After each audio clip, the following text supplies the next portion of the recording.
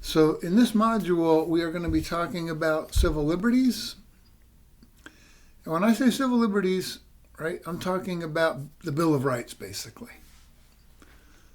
And the concept behind civil liberties, right, is that they are often called negative liberties, leave me alone liberties, right? Don't take away my free speech.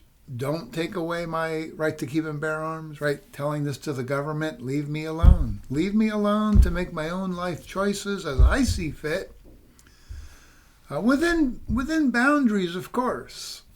Within boundaries, right? With great power comes great responsibility, the Peter Parker principle from Spider-Man. That we do enjoy as Americans, all of these fundamental rights and liberties, but they do come with responsibilities. You have the right to keep and bear arms, but you don't have the right to keep and bear a nuclear weapon.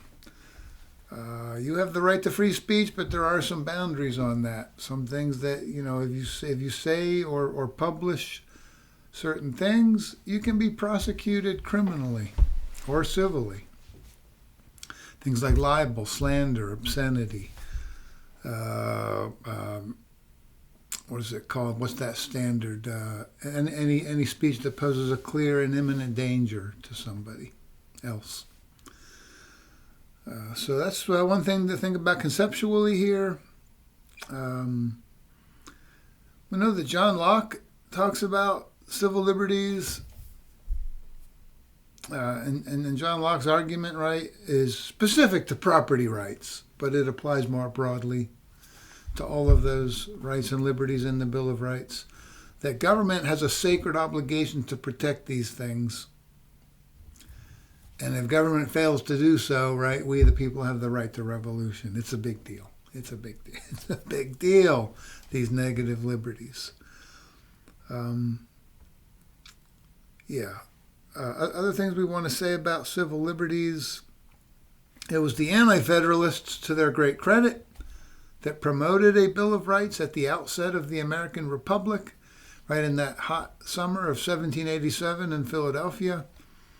The founders essentially ran out of time to address this issue, and some didn't favor it. So ultimately, right, the original Constitution does not include a Bill of Rights. But the anti-feds, right, those who oppose ratification,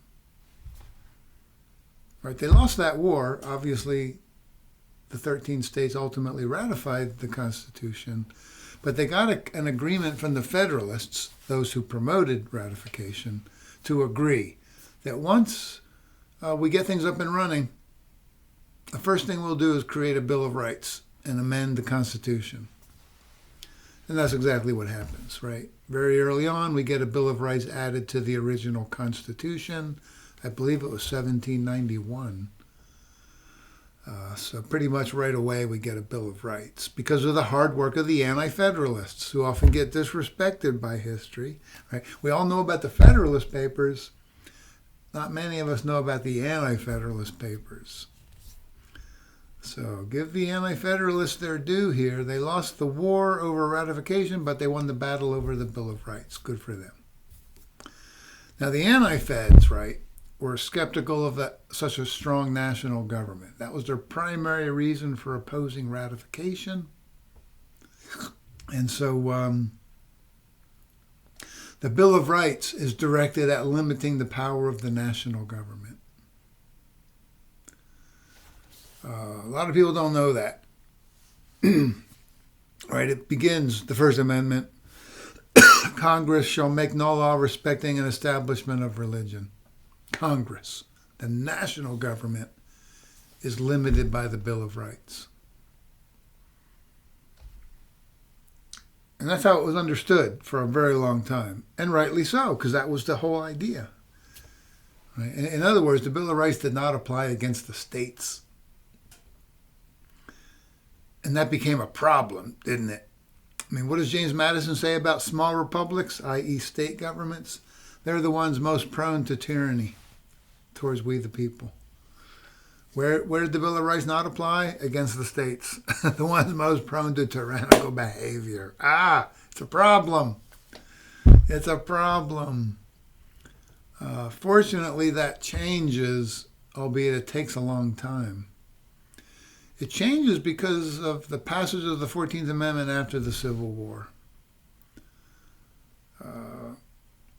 Right, because among other things, it's directed at requiring that the states provide equal protection of the law and due process to we the people.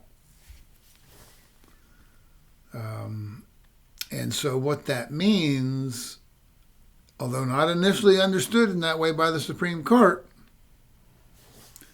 what it eventually means, because that was 1867-ish? What they decide, but not until 1925, starting in 1925, in a case called Gitlow v. New York, they decide that the due process rights that the states must now respect includes, at the very least, free speech, because that's such a fundamental liberty. Some call that the preferred liberty, free speech. So beginning in 1925, the court begins to recognize that the 14th Amendment applies the Due Process Clause and therefore the Bill of Rights, free speech at least, against the states, in this case, New York. This begins the process of what's called selective incorporation, where the court, over decades, right up to just about the present, selectively applies different parts of the Bill of Rights against the states using the 14th Amendment's Due Process Clause. There, you've just been to mini law school. The Warren Court does a lot of that work in the 1960s and the 1950s, applying a lot of the rights of criminal defendants against the states through the Due Process Clause. The most recent one, I believe, was 2019-ish in a case called, what was it, Timms v. Indiana, I think, where the court rules that the Eighth Amendment's forbidding of excessive fines applies against the states.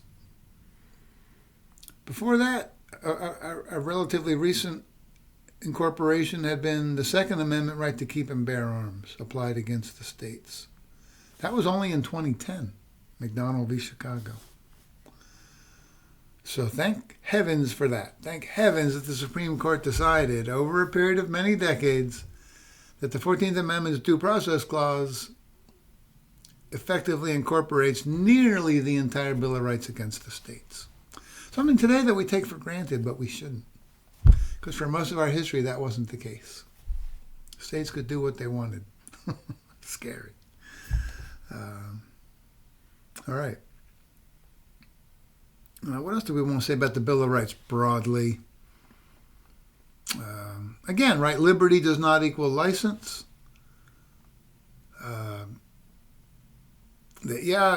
We have all sorts of fundamental rights and liberties against the government, but there are boundaries on every one of those rights. We have the right to freedom from unreasonable searches and seizures, but if the police have probable cause, right, they can engage in various forms of searches and seizures, of course. And right, a lot of the language of the Bill of Rights is pretty broad, open to a variety of interpretations. What do they call the Constitution mostly? An invitation to struggle. Bill of Rights is no different. It's quintessentially exactly that. Right? What constitutes an unreasonable search and seizure? That's pretty open-ended, right? Hotly contested. What constitutes cruel and unusual punishments? Hotly contested. What constitutes due process of law? Hotly contested. What free speech is protected and what's not protected? Hotly contested. What does it mean to protect the right to keep and bear arms? Hotly contested. Right? So that often the language of the Bill of Rights is broad for good reason, right? To keep it flexible. But as a result, it is an invitation to struggle. And that's fine, right? Struggle's a good thing. That's how you get progress, is through struggle. So we're constantly sort of revising how we understand the Bill of Rights. Okay, hope that helps as an introduction here. And with the following narrated slides and the ancillary material, I'll fill in a lot of the details. Thanks.